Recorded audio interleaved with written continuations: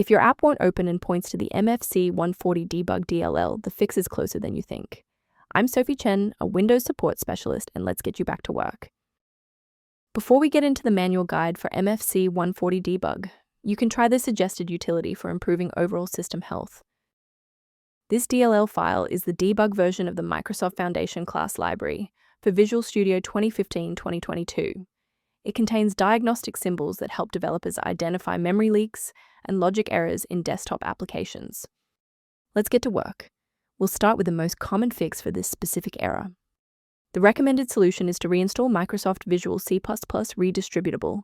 Visit Microsoft's site, download the Visual C Redistributables for both x86 and x64, and install them to repair the missing file.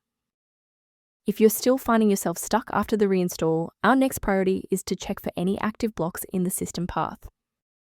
A standard restart allows the Windows bootloader to rescan your system directories and potentially recognize and unregistered the Mfc140 debug component. Before you go, bookmark this video or click the like button.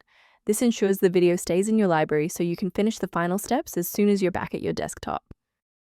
A brief word of caution: not all solutions found online adhere to professional security standards.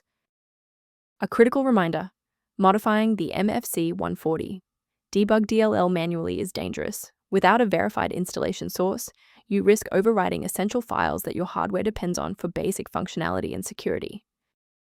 To help keep your environment stable and prevent recurring errors, consider an automated maintenance utility for your system.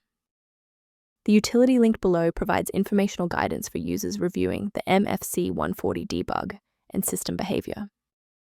Thank you for watching. To continue receiving professional-grade solutions for the Mfc140 debug and other PC errors, please subscribe to our support community.